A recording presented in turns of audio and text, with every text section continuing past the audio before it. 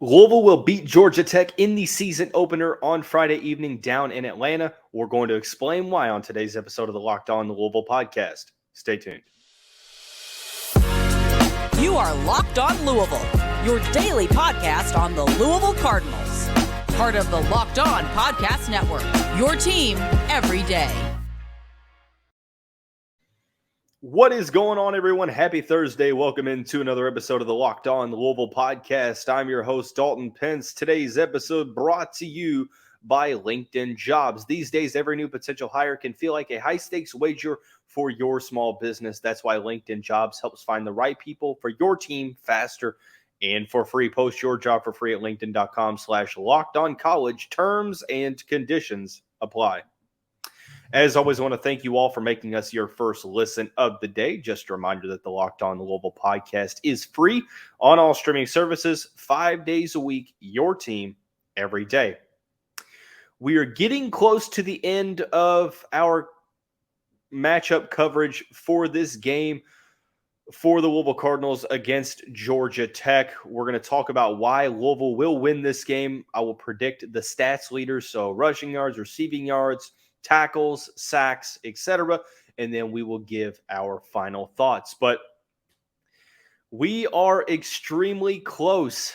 We're just over 24 hours away from opening kickoff for the Louisville Cardinals against the Georgia Tech Yellow Jackets down in Atlanta in the Mercedes-Benz Superdome. 7:30 kickoff in the Aflac kickoff game. I'm extremely excited. We have covered this matchup almost in its entirety as it relates to essentially any angle that you can think of. I feel like we've covered it on this show over the past couple of weeks, throughout the month of August. I hope, you all feel prepared to know about the team and about who we're playing. If you want to know more about Georgia Tech, be sure to tune into that interview that I did with Jackson Caudell, who is Sports Illustrated Georgia Tech's All Yellow Jackets publisher. He did a great job of essentially informing myself and the viewers on what to expect from Georgia Tech coming from a person that covers the team on the daily. Now, granted, I did this same exact segment last year talking about why Louisville will beat Syracuse in the season opener. Spoiler alert, they did not, and a lot of people gave me a ton of crap. I deserved it. Granted, I could be very wrong here as well, but I personally think that Louisville will win against Georgia Tech. Let me say this for the Louisville fans out there, for the Georgia Tech fans listening or watching this. Me personally, I feel like we're sort of sleeping on Georgia Tech. I don't think that they're going to be a team that contends for the ACC, but I think that this is a team that is going to show you through the entirety of the season that they aren't the Georgia Tech of the past couple of years. When Brent Key took over as the interim last year, this Tech team went 4-4 to end the season. They looked pretty solid. They did really well against North Carolina, and they looked like a team that could give anyone fits on any given day. However, I don't think that it's a team that is on Louisville's level. So, to make a long story short, personally, I think that Georgia Tech is better than many Louisville fans are giving them credit for. Granted, it's tough to sort of predict how good a team is going to be because nobody saw Syracuse going 6-0 to begin the year last year. Granted, they ended the year on a equally as impressive skid, but here we are, game one of a new coaching hire, a new permanent head coaching hire, I should say. It's going to be hard to really predict what it is we're going to see. You have some sort of an idea, but until these teams step foot on the field, we're still waiting to see how these teams are going to look. Personally, for me, I think Louisville wins this game. Offensively speaking, I feel like the Cardinals have too much firepower on offense. Defensively, hard to compare different seasons, especially with a new head coach. But the past couple of years, Georgia Tech has been very, very bad defensively. Last year, they were worst in the conference in defending the run. They were bottom 4 in total defense. I think that losing Keon White is going to hurt their pass rush. They lost their 2 starting linebackers. Granted, they on paper have a solid secondary. They brought in Andre White from Texas A&M, Braylon Oliver from Minnesota to fill those linebacker needs. And they have some guys waiting in the wings to rush the passer. But I still feel like Georgia Tech's defense is in a little bit of a transition period to where they're going to be able to find their identity. They still have the same defensive coordinator. Jackson alluded to Andrew Thacker not necessarily having the full reins of calling defense under Jeff Collins. When Key took over as the interim, Thacker was able to then start calling his defense, and the defense looked better. But I think ultimately, overall, Louisville in the trenches, offensive line is going to be able to maybe not dominate the Georgia Tech defensive line, but I think they're going to do enough to create holes for the running back committee. I think that they're going to do enough to give Jack Plummer enough time to go through his progressions, make his reads, and give time for the solid skill positions for the Cardinals to get open.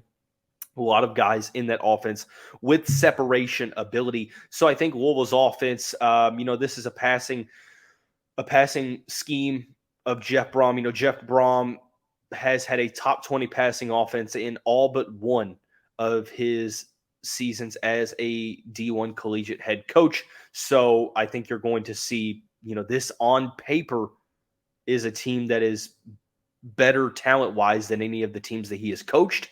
And I think that that's saying a lot looking at some of those Purdue offenses. But ultimately, I think that this offense has too much firepower. I think that Louisville's going to be able to put up points. I think that, there's not a lot of film as it relates to what Louisville's going to be able to do on the offensive side of the ball. I think we're going to see a lot of interesting ways guys get the ball, wide receiver screens, end arounds, you name it. I think we're going to see some trickery for Jeff Brohm and company.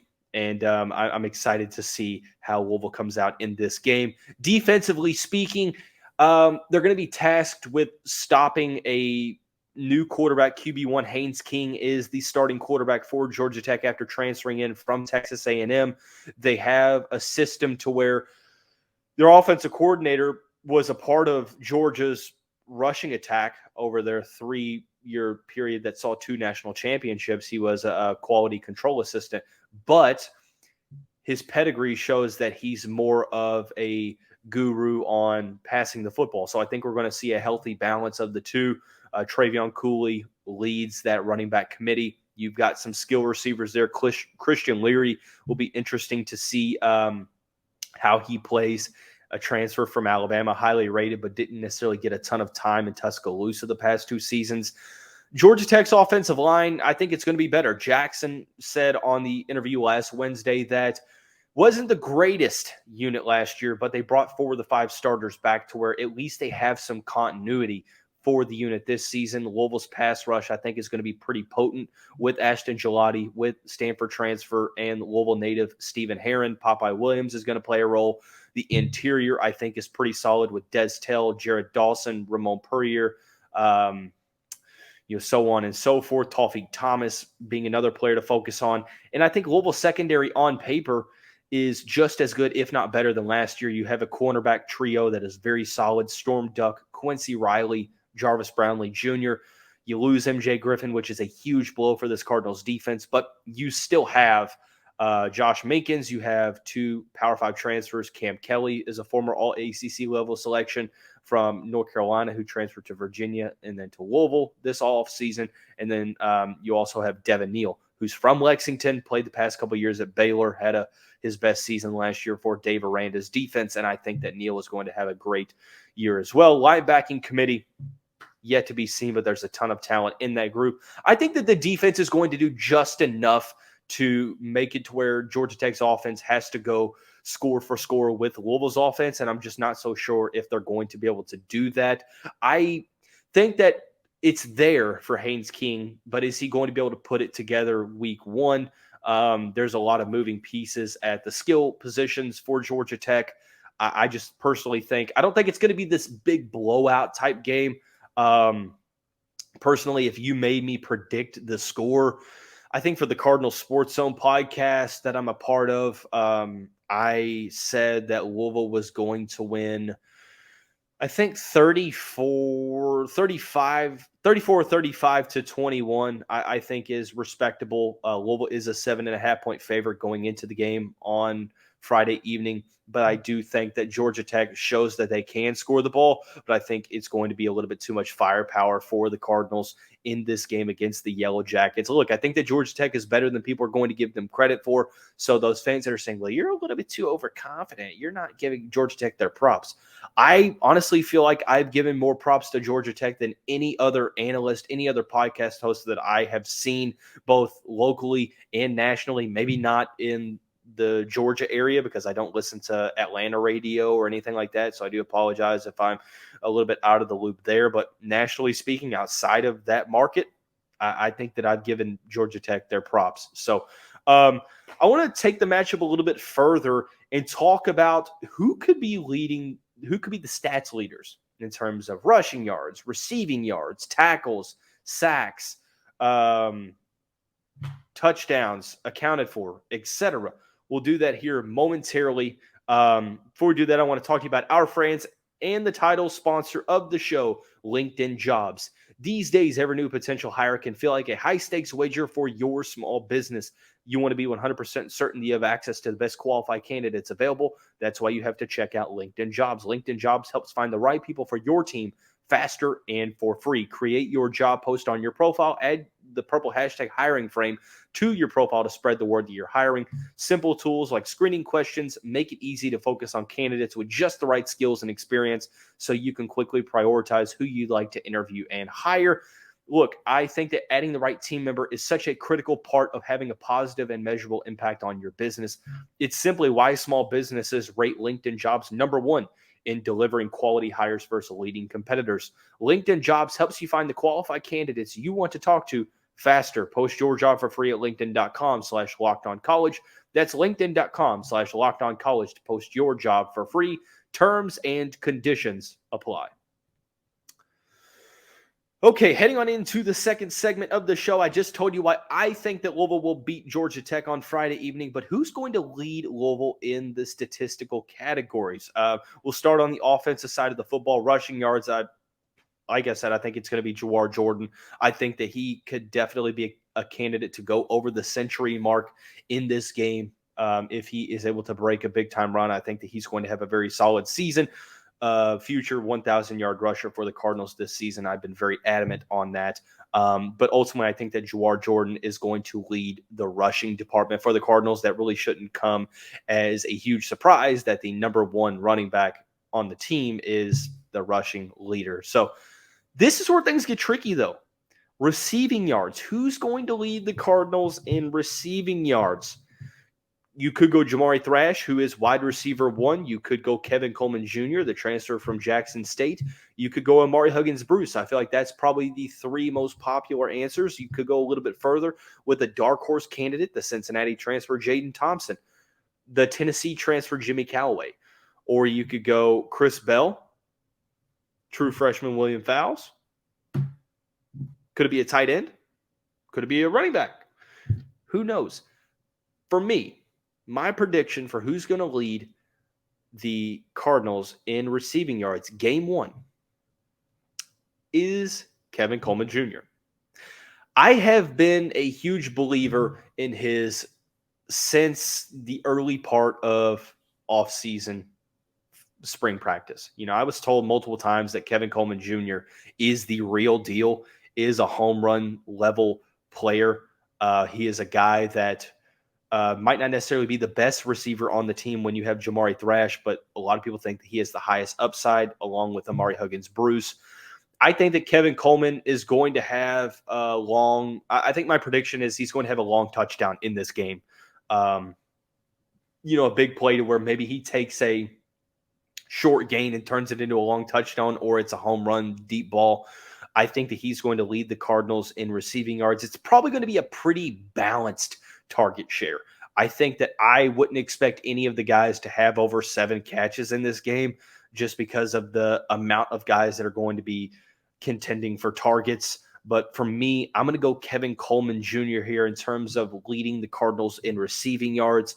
Outside of that, I'd say Jamari Thrash and Amari Huggins-Bruce are right there. But for me, I just have this weird feeling that Kevin is going to have a big-time game. So we will see. That is my prediction. Touchdowns accounted for, obviously outside of Jack Plummer, because he could have his hand in almost every single touchdown outside of the rushing touchdowns that he doesn't run in for. This is an interesting one because if I said that Kevin Coleman's going to have a touchdown, then somebody's got to at least have one. I personally think it's going to be a situation to where it's going to be a tie. I think my prediction is there's not going to be one player that leads the Cardinals in touchdowns. If so, I think it'll be a running back. I think it'll be Jawar Jordan. But if it is not a running back, if it's a receiver, I think it's a tie. I think that you have multiple players that could find the end zone, especially when you get into the red zone. Maybe Josh Lipson. Maybe you go with Jamari Johnson or Joey Gatewood to use that size and strength advantage. Jamari Thrash is going to be a guy that gets a ton of targets. Kevin Coleman Jr., like we said, I'm predicting him to have a touchdown. You also have Amari Huggins-Bruce that is going to get the ball on Friday evening as well. Chris Bell could be an option in the red zone. Jaden Thompson and Jimmy Callaway also have that second-level speed that could find them into the end zone. There are a handful of guys that can make house calls for the Louisville Cardinals in the skill positions. So for me, I'm just going to go a tie. I don't think anybody gets multiple touchdowns. And if they do, I think it's going to be a running back. I think it's going to be Jawar Jordan. It could end up being Maurice Turner. I think Maurice Turner is the dark horse because we talk a lot about Jawar Jordan, and I do as well. But I think Maurice Turner is going to have a really, really nice season as well. You could have Isaac Garendo, if he gets goal line touches, being sort of the power back for this team, we could see. So that's my offensive predictions. Defensive, most tackles. This is a tough one. I went back and forth here. I'm thinking maybe it's Ben Perry, maybe it's Josh Minkins, maybe it's a guy like Stephen Herron, maybe it's a cornerback, maybe it's Jarvis Brownlee. I'm going to have a hot take here. I'm going to go TJ Quinn. Quinn didn't have a lot of tackles last year, under 20, but I think that he is going to be in line to start at one of the middle linebacker positions for the Cardinals. I think that, continuing to add to his frame, he was the most impressive linebacker in the offseason for Louisville in a group that was pretty impressive overall. I think that with the opportunity at hand, with his ability as a solid tackler, technique-wise, explosive, violent hitter, at the line of scrimmage, but also can drop back into coverage and go step for step with an opposing pass catcher. I'm going to go TJ Quinn here. But like I said, I went back and forth. I'm thinking, okay, I think Ben Perry's going to have a lot of tackles. I think Josh Minkins could be double-digit tackles. I think Cam Kelly, Storm Duck, Jarvis Brownlee, Quincy Riley. There are so many different players you could go with here and suggest that, hey, this guy is going to have the most tackles. But I'm going to go with the linebacker. I think that, I could see Georgia Tech going with a lot of hurry-up offense to try to get Louisville off balance, but also to sort of limit that Louisville pass rush. So you're using a lot of quick decisions, very, very quick two-step drops. It'll be interesting to see how the Louisville secondary plays it, but that's just sort of a hunch from me. I'm personally going to go TJ Quinn leading the tackles for Louisville. Sack leader. The obvious answer is just that. It's obvious. Ashton Gillotte would be my answer. But outside of him, let's make it interesting. Let's say outside of Ashton Gillotte, if it wasn't Ashton, who would it be? And I think that that's very interesting. I'm going to go with a player that just transferred in, Stephen Herron.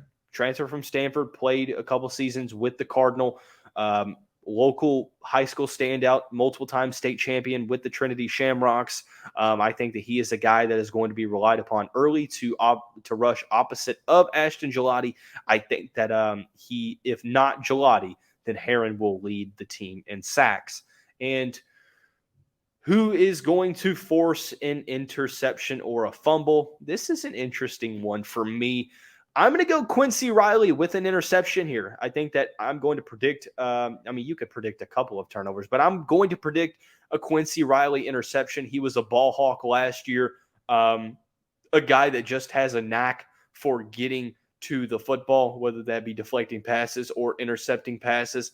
I think that this is going to be a game to where we're going to see Riley extremely aggressive and utilized in many different ways, both in the slot, outside on the boundary. I think for me, my prediction is that Quincy Riley has a takeaway. So those are my predictions. Let me know what you think in the comments on YouTube, in the comments on social media, etc. But one last segment, and that is our final thoughts on this game. We're going to talk about those, but first of all, thank you all so much for making us your first listen of the day. I hope you have appreciated this month of coverage. This is the last episode of the month. I hope you have appreciated the preview of this matchup. I've tried to go extremely in-depth, both offensively and defensively, for Louisville and for Georgia Tech, so I hope you feel informed on the game. But nonetheless, we will discuss this game when I get back on Monday or Tuesday, so be sure to stay tuned. Final thoughts on this game for the Louisville Cardinals against Georgia Tech in the first game of the Jeff Brohm era at Louisville, first game of the Brent Key era at Georgia Tech. And I think that both programs are in different respective spots as it relates to the state of their programs. Louisville more so trying to reach that next level of success. Georgia Tech just trying to create that culture to sustain success. And I think that this is going to be a game to where Georgia Tech offers some solid competition. They're projected at about 4.5 wins on the year, give or take. It's a 7.5 point spread for Louisville. Do I think Louisville wins the game? Yes. Is it going to be this big blowout that a lot of people think it is? Personally, I don't think so. Could it be? Yes. Will it be? We'll see. I think overall, this is a solid first test. It's not a matchup to where I think Louisville has to have the best game of their season to win, but they at least have to take their opponent very seriously, because I think Georgia Tech has some solid players on the defense. I think they have a better coaching staff than they did this time a year ago, and they also have an offense that has some moving pieces, but there's some talent for the starting 11 for Key's offense. But overall, I think that this is a game that Louisville should win, and I think that they will win. Obviously, a lot is at stake here for the Cardinals. Number one, from an optics level, you have created a ton of momentum in the offseason, both from recruiting, from getting a coach that essentially wants to be here, getting Brohm after all these years of not having him. He's here. It happened unexpectedly, and there's been a lot of optimism surrounding this program now. But we saw last year, offseason optimism doesn't last a lot if you lose early on, and that is at stake here in this offseason as well. And game one is, trying to make sure that momentum continues on. So something to focus on, and then obviously, trying to set the tone for the Brohm era. I think that they definitely can do that with a victory over Georgia Tech. Not to mention that on the field, you have been coined as a potential ACC dark horse by many people. And to show that those people have some sort of an idea of what they're talking about, you need to win this game. Keys to the game for Louisville, like I mentioned, setting the tone at the line of scrimmage, both offensively and defensively, getting going early offensively, scoring some points in that first half, something that the Cardinals haven't really done since 2016. And defensively, limiting the big-time plays, something that has really been the Achilles heel for the Cardinals defense, even when they do well. Overall, giving up the big play can definitely overshadow that. A subsection of that is getting off the field on third down. So I think that this is a favorable matchup for Louisville. It is a Georgia Tech team that is going to give you some fight. They looked like a totally different team when Brent Key took over as the interim last year. They went 4-4 to conclude the season with a couple pretty solid wins. This year, wait and see approach, really. But there's a lot of optimism for Louisville. There has been many people talking about this team needs to win 9 games, 10 games with the schedule that they have. I do want to continue to reinforce that while the schedule on paper looks favorable, there still are some solid tests. So be sure to stay tuned into that and be sure to focus on that. But that's going to wrap up this final episode of August, the final preview prep for this matchup against Georgia Tech. Everyone have a great day. Have a great Labor Day weekend. If you're traveling down to Atlanta to watch the Cardinals, have a safe trip. Have fun. We'll see you back here early next week. To find all of the social media platforms and streaming services, be sure to stay tuned to this graphic.